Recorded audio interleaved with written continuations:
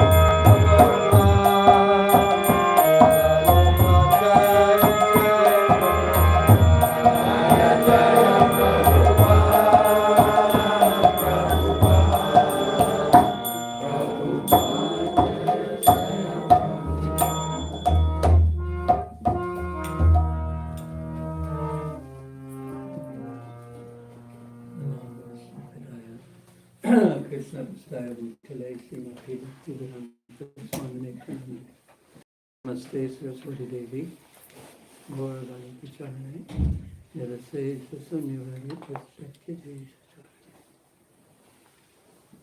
Om Ganataminanda Janardana Sakta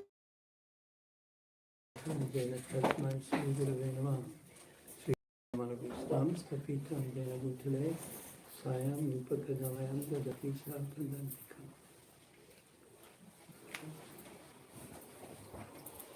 Mansa Kapati Vista, Kripati Vista, Patram Papi.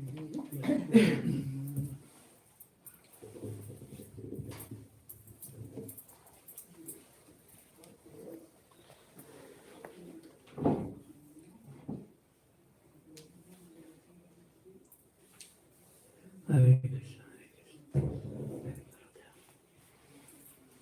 Hare Krishna. Last week we read how Suttamara, the exalted Suttamara, who was Mahaprabhu's secretary, he came to Mahaprabhu seeking his shelter in Jagannath Puri just when Mahaprabhu returned to Jagannath Puri after traveling in South India.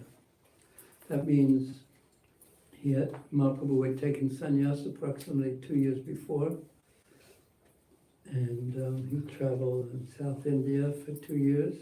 Then he came back to Jagannath Puri, and one by one, many devotees from Jagannath Puri and many devotees from individual devotees from Bengal. They came to Jagannath Puri looking for the shelter of Mahaprabhu, looking to be in his association, looking to serve him there. And then in the next chapter, then we shall hear about how the devotees from Bengal, as soon as they heard that Chaitanya Mahaprabhu had returned from South India, they immediately, practically speaking, they immediately began their journey to Jagannath Puri to be in the association of Mahaprabhu, to see Chaitanya Mahaprabhu. So there was a particular verse that Srup Damodar had recited that we spoke about last week. I'll just read the verse where he came and offered his obeisances to Mahaprabhu. He fell down at his feet. That was his introduction to Chaitanya Mahaprabhu. He fell at his feet and recited this verse. And it describes mercy, Chaitanya Mahaprabhu's mercy, and the effects of his mercy. And there were three basic effects of Chaitanya Mahaprabhu's mercy. So we'll just read the verse, not speak about it, but just mention those three. O Ocean of Mercy, Sri Chaitanya Mahaprabhu, let there be an awakening of your auspicious mercy. That's basically the last line of the verse, which easily drives away all kinds of material lamentation by making everything pure and blissful. That's the first one. That material lamentation is vanquished because one sees things in the proper perspective. Material lamentation is a product of the mode of ignorance. In the material world, mind isn't on the material world. Oh yes, I forgot, I just started, couldn't help it. But in the material world, what's considered a long time when one is just a small child, 15 minutes is a long time, or a half hour is a long time. And as time speeds up, as we get older, 1 year, 2 year, seems like a pretty long time. 5 years, 10 years seems like a long time. But from the perspective of eternity, from the perspective of the soul,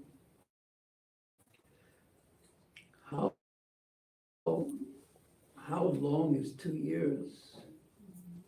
If someone said to you, enlightened with pure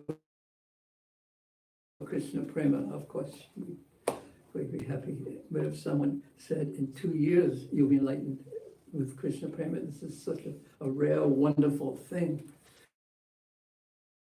That's Chaitanya Mahaprabhu, there was a kirtan going on, and because sometimes he'd go here, he'd go there. So Mahaprabhu wanted to chastise him. So he said, an exalted, very close devotee of Mahaprabhu, I don't want to see him. I don't want to see his face.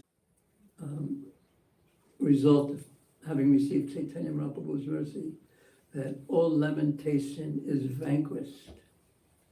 One sees things in a different perspective.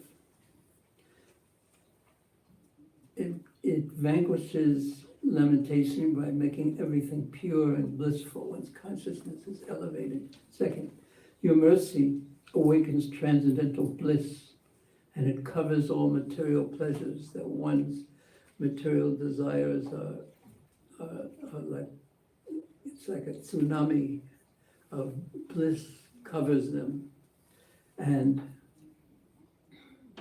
it covers all material pleasures.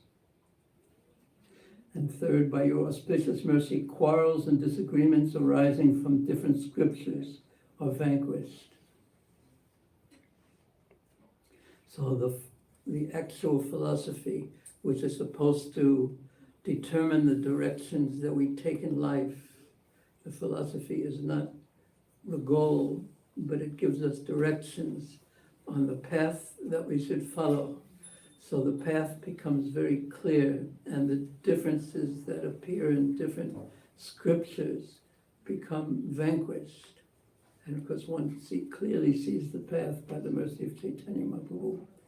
And vanquish, your auspicious mercy pours forth transcendental mellows rasa and causes the heart to jubilate. It causes the heart to blossom in ecstasy. And your mercy, which is full of joy, always stimulates devotional service and glorifies conjugal love of God. May transcendental bliss be awakened within my heart by your causeless mercy. That's how Suktamara introduced himself after not having seen Mahaprabhu since the Lord had taken sannyas. And then continues.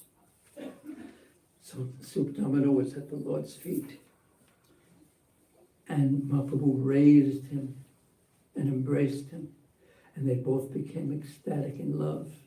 And both of them went Achaitana Hoila, Prema Vesh Hoila Achaitana Duijana. Both of them, they were filled with prema, with love, ecstasy, and then they went unconscious. So what does it mean? That seems almost contradictory. They were filled with love and they were unconscious. So if you're unconscious, you're not conscious of anything. And if you're filled with love, you're filled with love. So what's the resolution of this apparent contradiction? Ecstasy.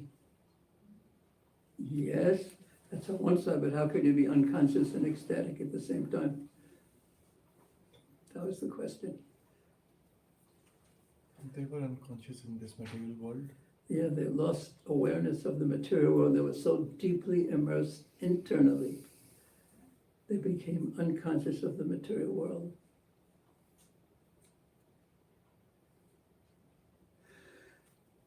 Which isn't good when you're driving your car, by the way, so be careful. You have to say, tell ecstasy if you could just wait until I park. When they had regained their patience, Sri Caitanya Mahaprabhu began to speak. He said, I saw in a dream, swapnete dekila, I saw in a dream that you were coming. And so you're here, and this is very auspicious. I've been like a blind man, but coming here restores my vision. So Mahaprabhu spoke so sweetly to him. He was an exalted soul, and Mahaprabhu's treated him with such reverence and deference and affection. That I've been like I was blind, I couldn't see. But now that you're here, my vision has been restored. I understand what I have to do. And indeed, Caitanya Mahaprabhu and Suktamara, they were two, but one in a very real sense. Suktamara was considered the second Caitanya Mahaprabhu. And what he said, he was so in tune with the heart of Caitanya Mahaprabhu. He was so in tune with the heart of Caitanya Mahaprabhu that what he said was the desire of Caitanya Mahaprabhu. So there was nothing independent coming from him. And when Prabhupada had servants, after a while, they knew just what Prabhupada wanted, and he would just indicate, just some little sign like that, and they knew, oh, I should close the curtains, or I should do this, or I should do that, or I should bring this. Just some little indication that was so tuned into the consciousness of that person, of Prabhupada. And that's what it actually takes to be a proper servant. Because people have their own idea how they want to serve. One time, in the very early days of the movement,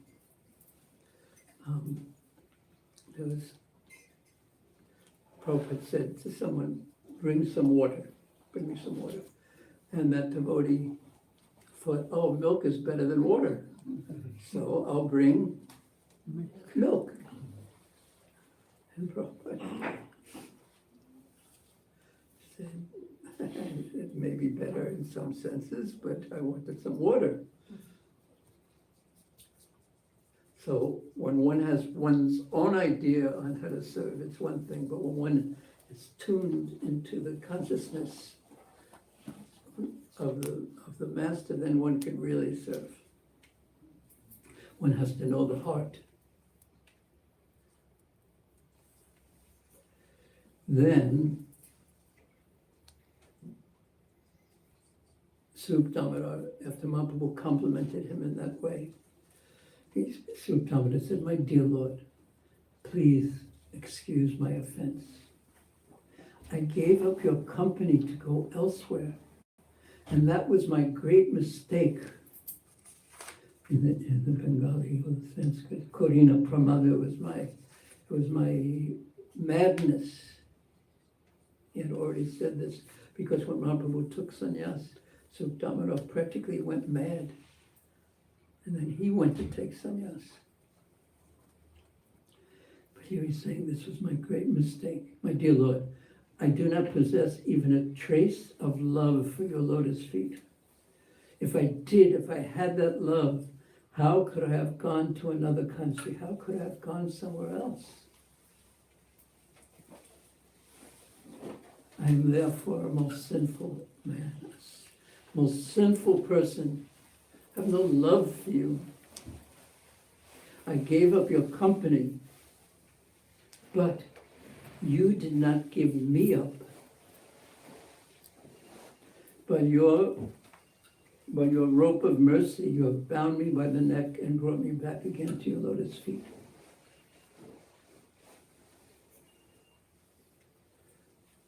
What do you think of that?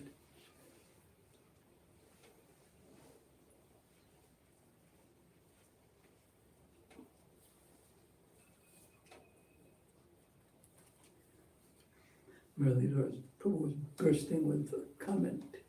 Yes. Damodar pastime. Huh? Remembering the Damodar pastime.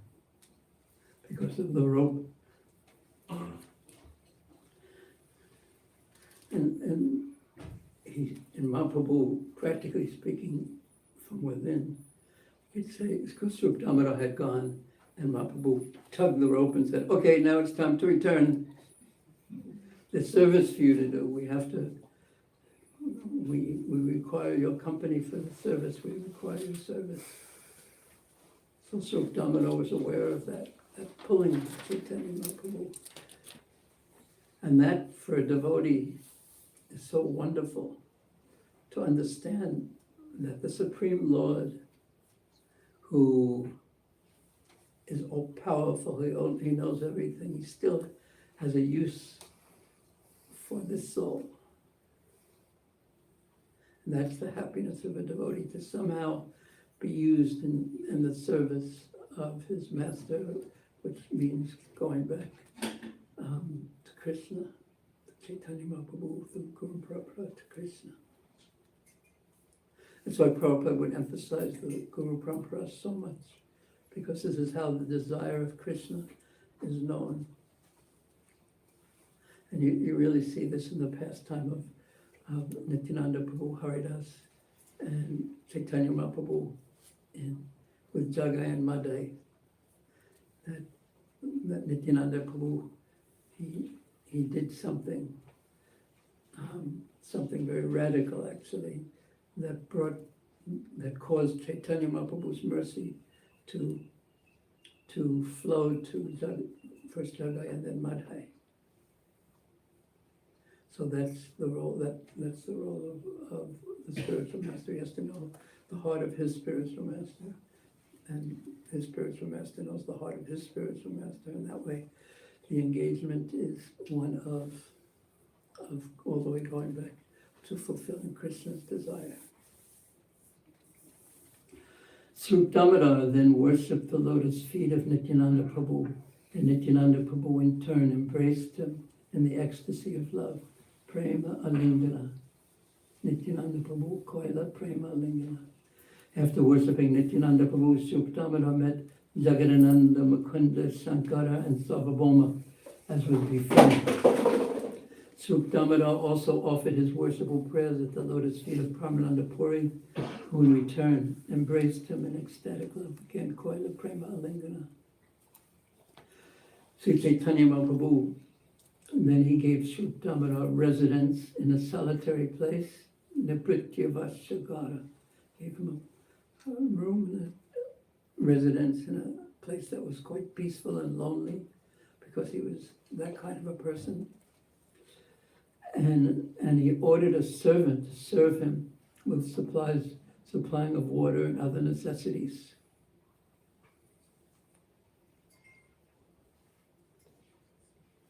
So why did he give him a servant to supply water?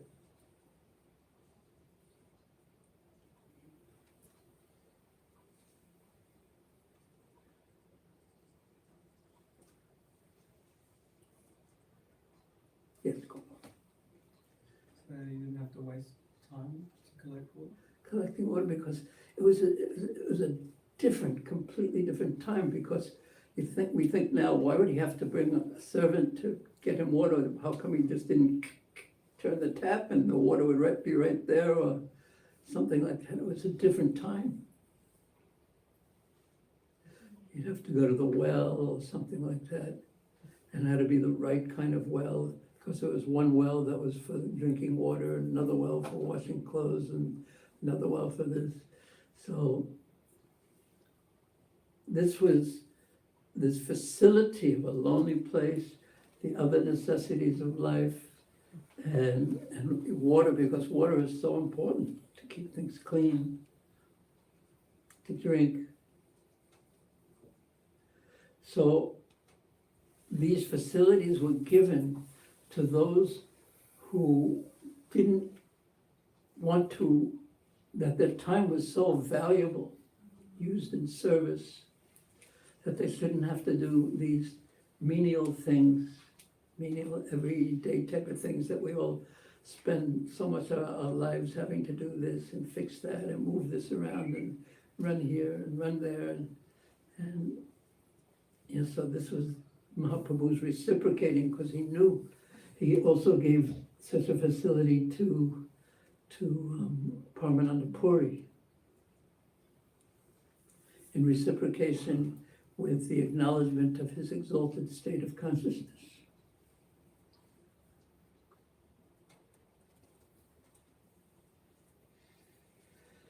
And that's the introduction to Suktamara. Aradena Sarvabhauma Ari Bhakta Sangye Vishish Achena Mahaprabhu Krishna Katarange. So it just talks about what they did when people weren't coming, when this wasn't happening, that wasn't. What did people do? So the answer is, they were sitting, Mahaprabhu Krishna Katarange. They would sit and talk about Krishna. What's amazing about that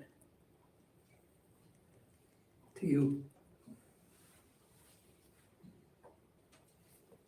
Well, anyone who wants to say. You moved. You got caught. Yes, what's amazing about that? We might do it once or twice a week, but they're doing it all day. Well, that's pretty good. Once or twice a week.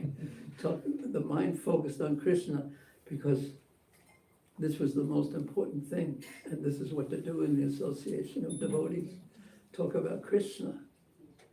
And hear each other's realizations about Krishna. And in that way, so much respect and affection grows, because the devotees have their thoughts, and they share their thoughts, and you get to hear their realizations, and they get to hear your realizations. They discuss the pastimes of Krishna. They engage in discussing topics concerning Krishna. And so amazing is that this is what they like to do. This was their taste. So when we run out of things to do, because we like to distract ourselves and keep busy. And if we run out of things to do, we immediately get an anxiety. And what do? We all have different management systems for deal with our anxiety. There's either you go to quickly go eat something, or even before that, everyone knows, you pull out your phone and just even though you just checked your WhatsApp 2 minutes ago, just to make sure that something urgent hasn't happened, you just pull it out again, just distraction. This world is simply meant to distract us. Maya is meant to distract us from life's purpose, actual purpose, and from doing the things that give us deep satisfaction, not superficial satisfaction. Superficial satisfaction is distraction.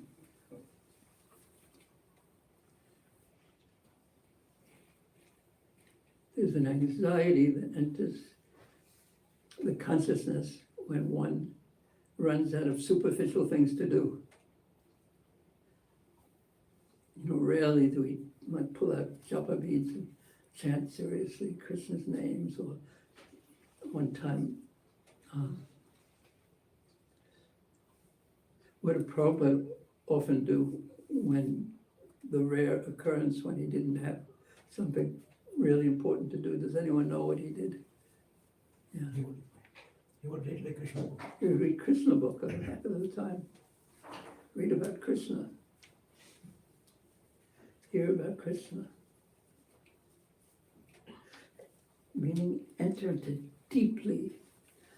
It's not just stories, it's entering deeply into the mood of Krishna, having exchanges, the sweetness of Krishna's exchanges with the devotees, especially in Vrindavan, but throughout. Enter into the dynamic, the sweetness of the exchange.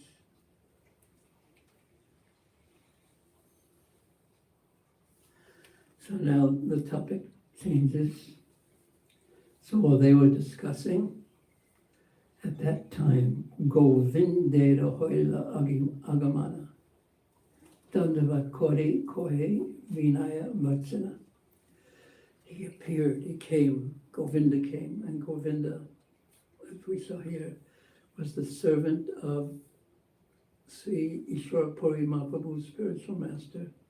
And Ishwara Puri, near the end of his life, he had told Govinda that you go and serve Caitanya Mahaprabhu. So he offered his respectful obeisances and spoke submissively. I am the servant of Ishwara Puri. Now what's interesting about that to you? Yes?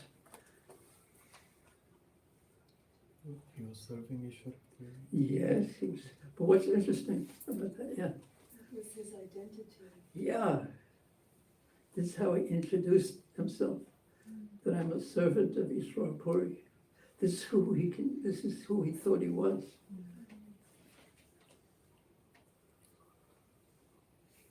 Jivera Srupoy, Krishna Nityana. To actually, when we think of who I am, who do you think you are? I mean, you don't have to raise your hand and tell me, but we have so many upadhis or overlays on our identities, on the fact that we're souls. We have overlays on top of that, upadhis.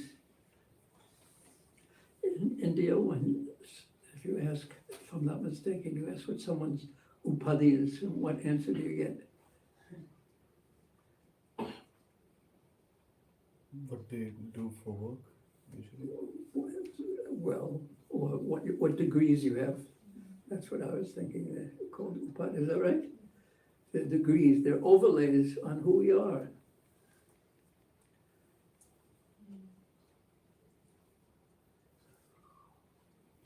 So we can examine our own consciousness at this moment and think, well, how do I, even though we all can say I'm a servant of the Guru, of Krishna, of Mahaprabhu, or deities, or Vaishnava, or whatever, but to actually experience ourselves as that's who I am. This is very exalted consciousness, and a person who's qualified, like Govinda was qualified, who actually experienced himself as a servant, because who thinks of themselves as a servant in this world?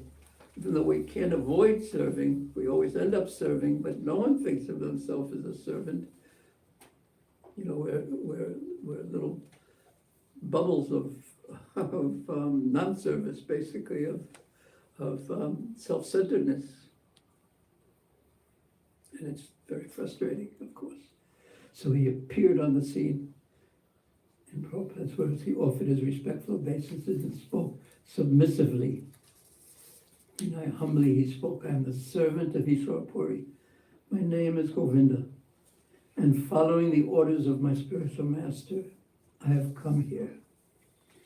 Just before his departure from this mortal world to attain the highest perfection, Siddha Prapti, just before he attained perfection, the time when he attained perfection, Gosai Agya Koila More, he gave me an order.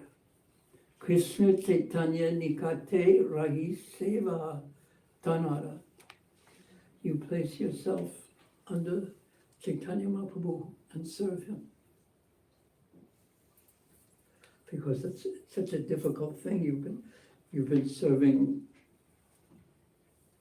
Sri Ishwara Puri for years and years and years and years, and then he leaves this world, and then you don't know who you are anymore.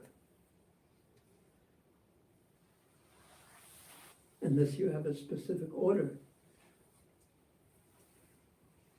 Or you have to find out what service you're supposed to do. So he was so fortunate, and he was so, this was Ishwara Puri's reciprocation with the submissive, humble, wonderful service that Govinda did.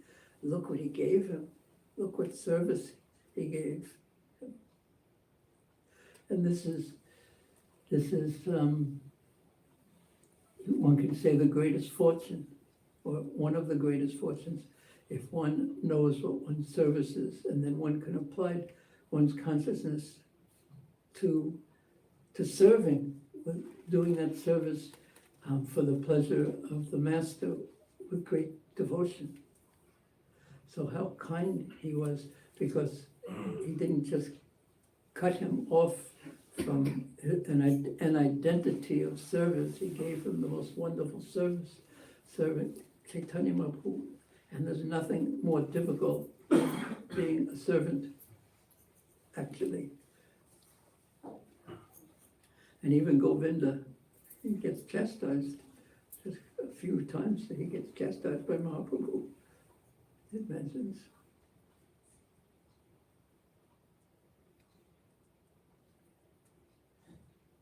And sometimes he knows Mahaprabhu's heart so well that he said, Govinda, you've saved my life by your service.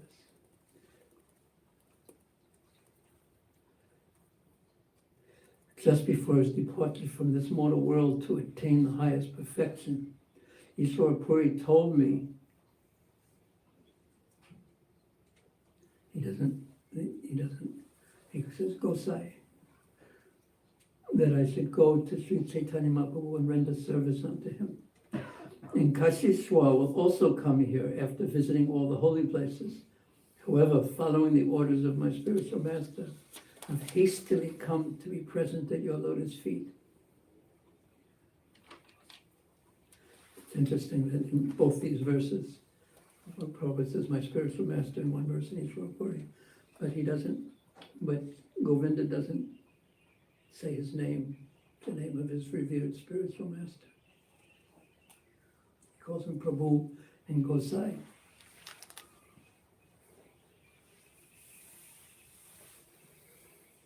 I have come hastily to be present at your lotus feet. So that's a kind of respect.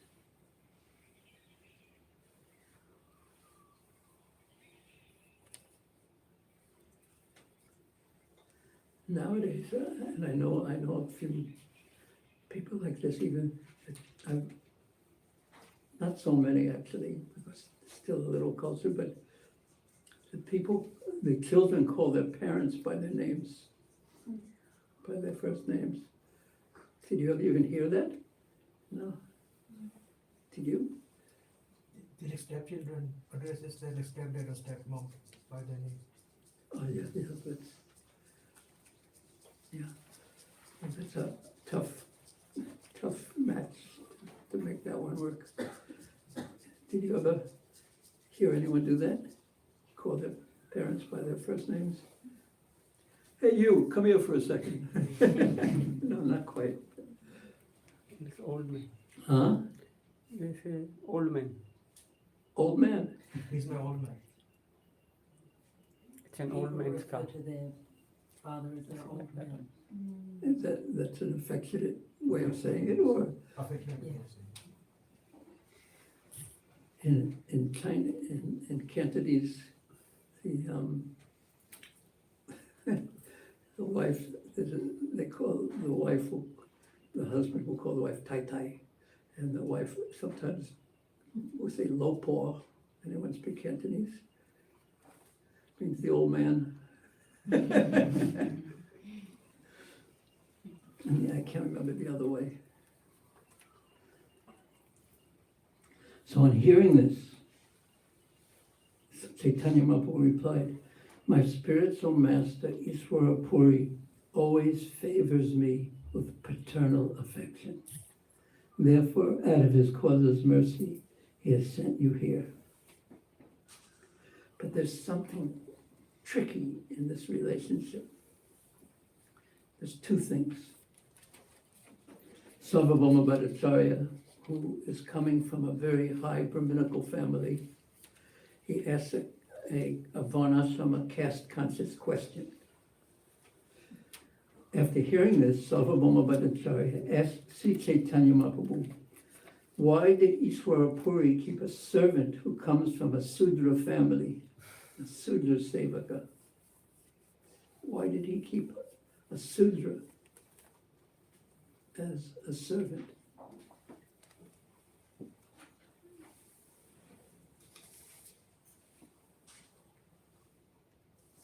So Prabhupada speaks about someone who's taken initiation, like Govinda had. They're not a Sudra anymore, they're elevated to the platform of Brahmana. But Prabhupada's answer was also, the rest of his purport in his comment is quite interesting. Sri Caitanya Mahaprabhu replied that his spiritual master, Ishvara Puri, was so empowered that he was as good as the Supreme Personality of Godhead. As such, Ishvara Puri was the spiritual master of the whole world. He was not a servant of any mundane rule or regulation. An empowered spiritual master like Ishvara Puri can bestow his mercy upon anyone, irrespective of caste or creed. The conclusion is that an empowered spiritual master is authorized by Krishna and his own guru, and should therefore be considered as good as the Supreme Personality of Godhead. That is the verdict of Vishwanath Chakravarti Thakur, Sakshadhari Tvena. An authorized spiritual master is as good as Hari, the Supreme Personality of Godhead. As Hari is free to act as he likes, so here he's getting to the exact point. First he establishes Sakshat Hari, this an empowered spiritual master, someone who actually carries the mercy of Krishna, Lord Hari. An empowered spiritual master is free to act, as Hari is free to act as he likes, as Krishna, because that's, I was just reading this yesterday on a point, how when Krishna steals, he steals butter, he steals what I was reading about in the story of Madhavendra Puri with he was chor. He was stealing the sweet rice. So Prabhupada was explaining that morality, don't steal, don't lie, don't do this, don't do that. Ethics and morality is meant so that a conditioned soul doesn't become degraded in its consciousness, rather it becomes elevated. But Krishna is already the Supreme Personality of Godhead. He's already completely above the modes of material nature. And there's no question of him becoming degraded in consciousness. So everything that Krishna does is on a different level than if we were to do something in the reflected realm of the material world that would degrade our consciousness. Rather, his stealing is completely transcendental. And of course, this leads to the ultimate point that is always made with the prime accusation against Krishna by people of other religions. They'll say, this actually happened to me in Bangladesh. Some Bengali Christian proud fellow said, how could you worship a God who dances with the wives of others in the middle of the night? But no understanding of this principle, and that he's not you. If you do that, it's not good. But if he does it, it's completely different. Sometimes Prabhupada, this one time he said that, pointed to the person and said, how many wives do you have? He said, well, you're the one who's stolen the wife from Krishna. It's you who is the devotee, not him. Everyone belongs to Krishna. So his Prabhupada's point in the purport is that Ishwar Puri is as good as Krishna, and he can do as he likes, and everything he does is perfect. And he is not subject to the mundane rules and regulations. According to Caitanya Caritamrta, Krishna Shakti Vina Nahi Tar Pravartana. An authorized spiritual master empowered by Krishna can spread the glories of the holy name, for he has the power of attorney from the Supreme Personality of Godhead. So Prabhupada is there speaking about himself, because he changed, had the power to change people not born in a Brahmin family into persons who are acting on the Brahminical level. And I actually just this morning I was listening to Prabhupada speaking to someone, and he said that people accuse me of spoiling the whole Hindu religion because I've made these people into Brahmanas. And then Prabhupada, he was talking about guna karma, qualities, not dharma karma. In the mundane world, anyone who possesses his master's power of attorney can act on behalf of his master. Similarly, a spiritual master empowered by Krishna through his own bona fide spiritual master should be considered as good as the Supreme Personality of Godhead himself. That is the meaning of Caritamrta. Sri Caitanya Mahaprabhu therefore describes the activities of the Supreme Personality of Godhead and the bona fide spiritual master as follows. He said, so he's answering the question of the doubt of Sarvabhauma Bhattacharya. I mean, in those days, the caste consciousness was practically unbreakable. The Varnashrama consciousness was unbreakable, practically.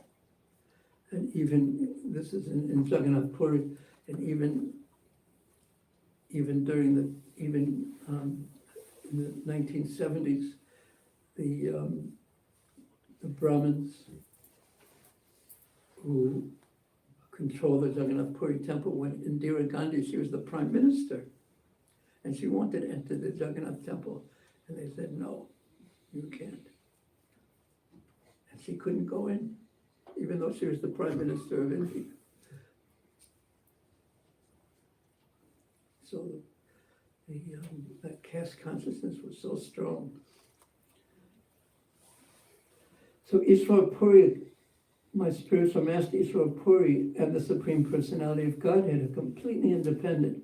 Therefore, neither the neither the mercy of the Supreme Personality of Godhead nor that of Ishvara Puri is subject to any Vedic rules or regulations. In other words, when Krishna decides to give someone mercy, or when the empowered spiritual master decides to give someone mercy, this is wonderful. They don't have to follow, oh, you're not allowed to give mercy in this case. They don't have, they're independent in their bestowing of mercy. So how wonderful.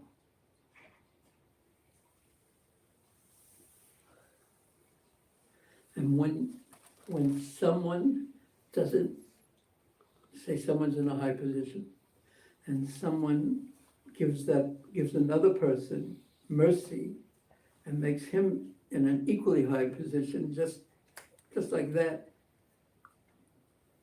So what is it called when someone, the person who was in that high position, gets upset that this person got mercy? I've worked so hard to get my PhD, and this person gets an honorary PhD, just like that. What is it called when someone doesn't like the mercy that another gets? Envy. Yes, it's called envy. What's the difference between envy and jealousy? Envy is when You have to want- raise your hand, you have to raise your hand too. envy is when you. Well, you have want- to also wait till I call on you too. Okay, let's just go through this again. What's the difference between envy and jealousy? Yes, Jimmy. Envy is when you wish harm for the other person who's better off than you in some aspects of life. Jealousy. Is where you don't you feel that you had the same affluence or maybe power or whatever it is that the other person has, but you don't feel negative or you don't wish harm for that person. You want what the other person has, but you don't wish them to get run over by a truck or something like that. There's a story, it's not I don't know where it comes from, but this, there was one person who got, he was always in competition with his neighbor. And he got, somehow or another, he got some benediction that he could get 3 wishes, and whatever he wanted on each of those wishes, he would get. So he was so happy to get that benediction. But at the same time, his neighbor got the benediction that whatever that person got, he would get twice as much. So that first person said, I want a Rolls Royce and a Mercedes. And suddenly, he looked outside his window and there was a Rolls Royce and a Mercedes.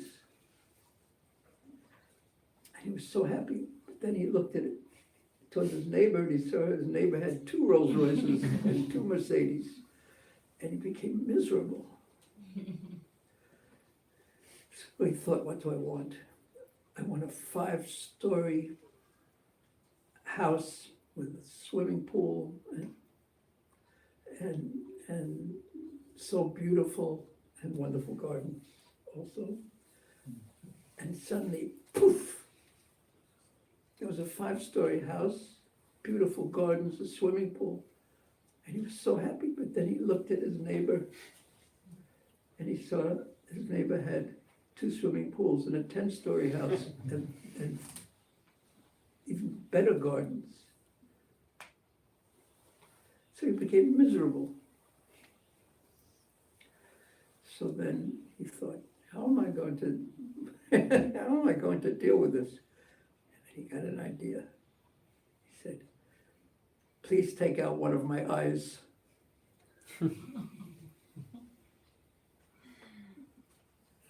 That defines envy.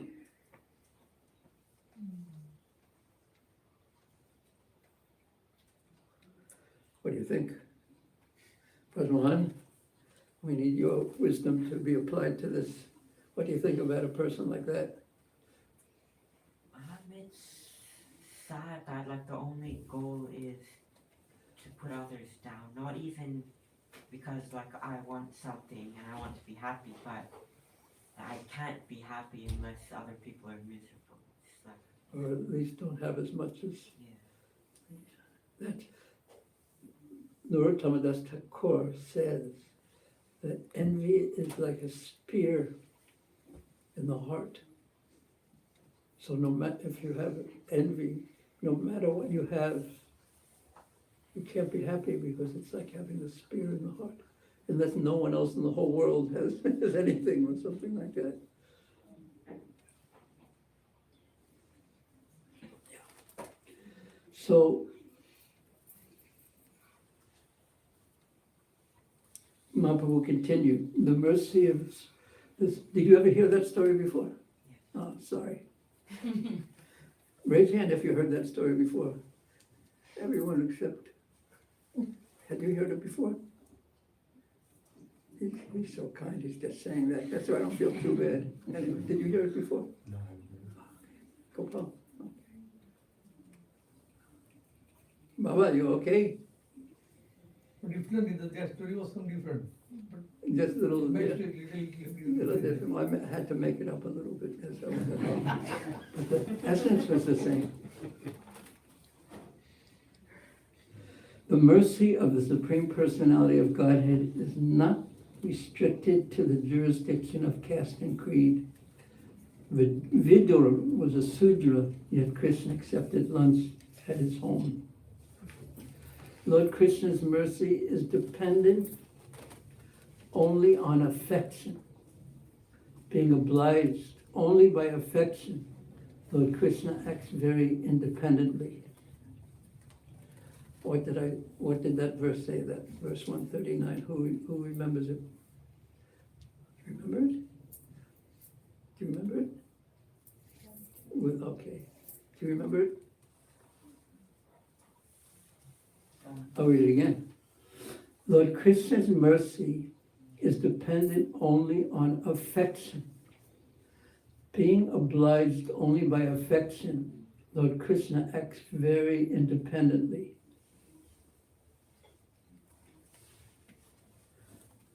What did you hear?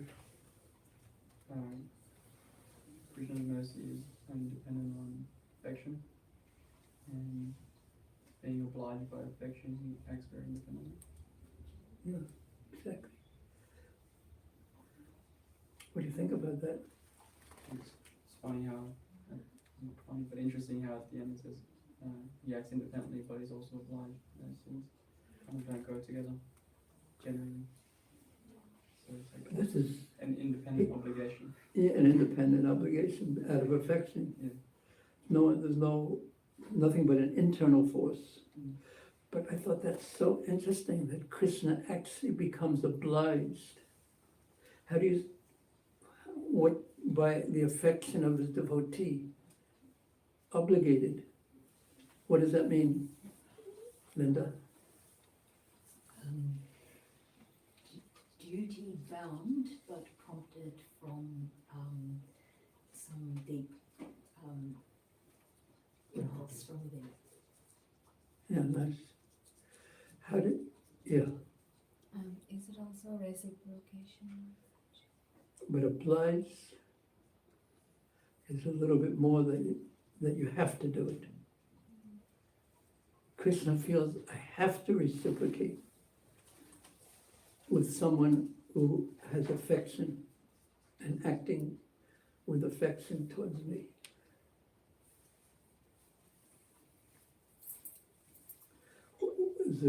What's the Hindi word for obliged? Kritagya. Caitanya. Where do I know that word? Bhagavad Gita, Sanskrit word actually. Caitanya. What is the exact English translation of that? Actually, Kritagya means gratitude. You express Yes. gratitude towards someone who has done Oh, yes, something yes, good for you. yeah. Caitanya. Obliged is a little bit different, isn't it? But it comes from It should gratitude. come, whatever you are giving should come from your heart. It should not be mechanical. Yes. But what's the Hindi word for obliged?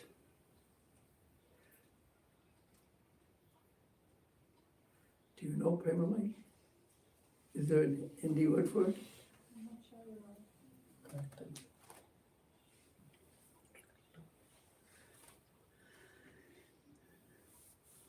We'll have to ask Google, ChatGPT or something. Kartavya? Kartavya. It's duty. Madhira, you want to tell us a Tamil word? Kadamai. Duty. Yeah, it's got more to do with duty, isn't it? Yet it's being inspired by free will. So that's the seeming contradiction that Gopal was pointing out. Yet this, I want to do it.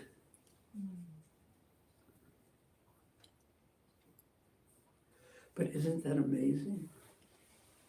At least I thought it was amazing that Krishna is obliged by his devotees' affection. He wants to give them mercy. And when you hear that, what do you think?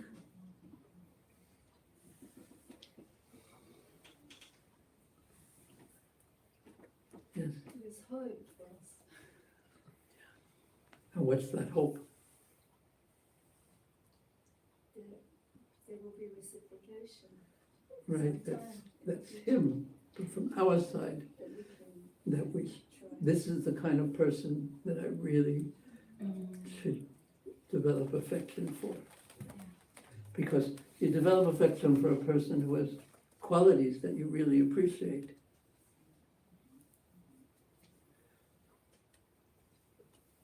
So naturally, if one meets a person who reciprocates in such a, not even a dutiful way, but he wants to be especially kind to those, it's just completely natural also. Everyone is like that. Only in Kali Yuga, maybe people are so hard-hearted. But it's natural when people are affectionate to you. That naturally you feel like you want to reciprocate with them, give them something. Yes, what do you think? Is that natural? To reciprocate Yeah. depends upon at what mode we are. Yeah. And what's a Caitanya? That's the word that I know. What's a person who doesn't reciprocate? They just they give and give, you give and give and give, and they thanks. They take and take and take. It's called I can't say boss because Premananda's here. No, it's not true.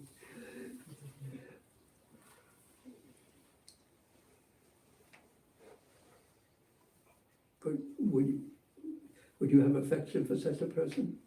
No, it's not natural. But a person who reciprocates in a wonderful way, it's just natural to.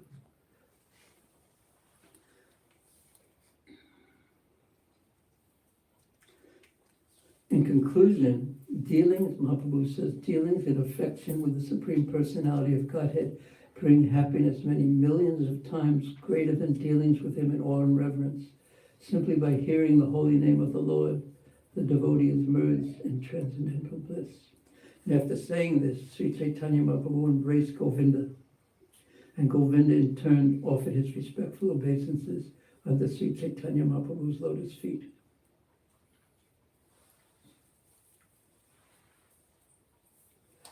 Just a little more in this section.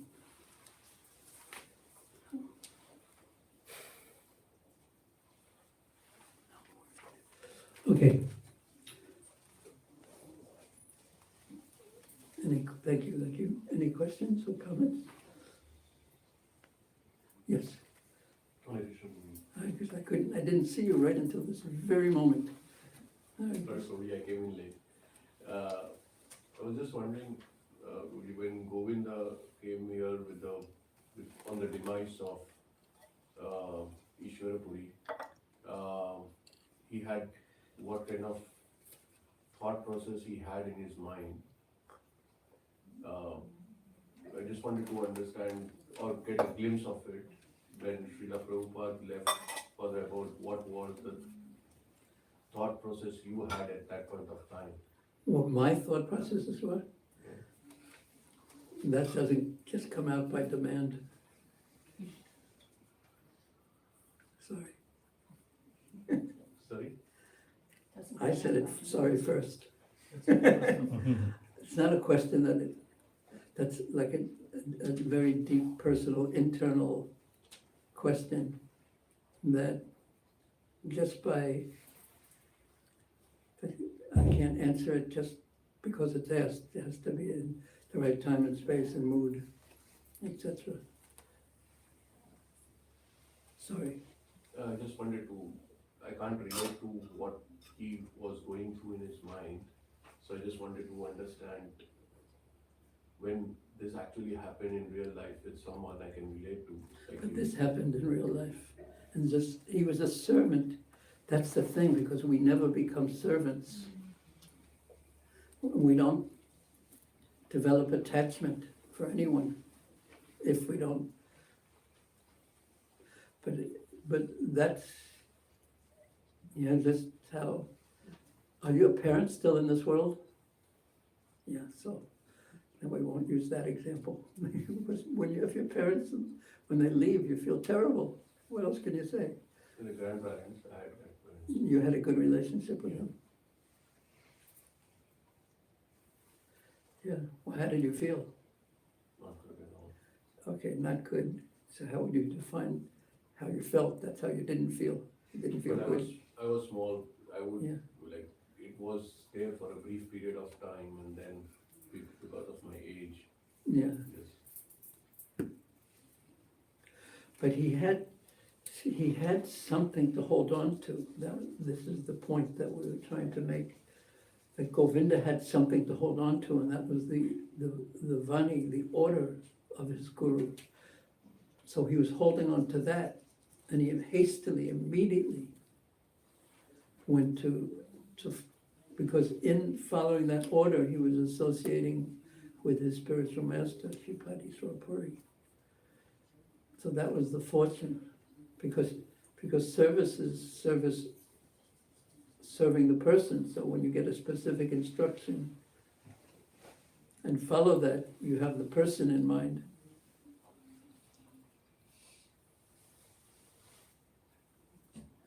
And because he was so dedicated to Ishwar, so his service to Mahaprabhu, being a servant to Mahaprabhu, connected him to Ishwar. So in that there was some solace, soothing of the heart. He's doing what his spiritual master wanted. Does that help? yeah.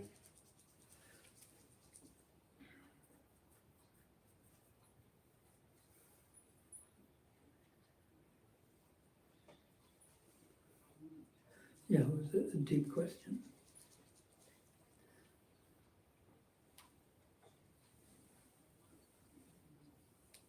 When Prabhupada was getting close for the time to leave, so one of the devotees asked Prabhupada,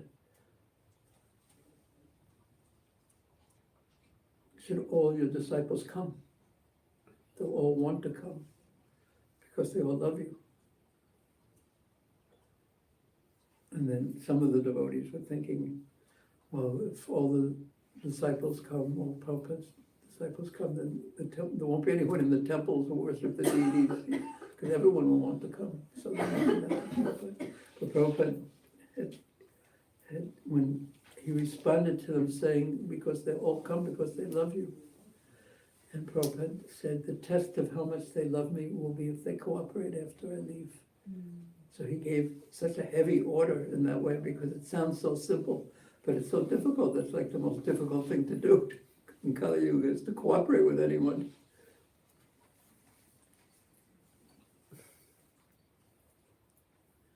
because everyone thinks they're right. And they have a better idea, and why should I listen to this person after what he's done and this and that? So he gave a very important, but yet not easy to follow instruction. Especially if you see that everything doesn't go smoothly, then why should I cooperate? It's foolish to cooperate. So someone has to be very intelligent in dealing with these kind of things.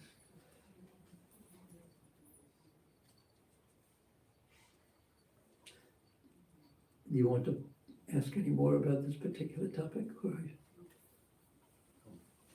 Thank you. Okay, Hare Krishna. We'll try again next week. Srila Prabhupada ki jai, Sri Caitanya Caritamrta ki jai, Sri Caitanya Mahaprabhu Govinda Suktamara, Nityananda Prabhu Sarvabhauma Bhattacharya ki jai, Srila Prabhupada Bhaktivinoda ki jai, Srila Krishna Kaviraj Goswami Maharaj ki jai, Nitai Gaur Premanande.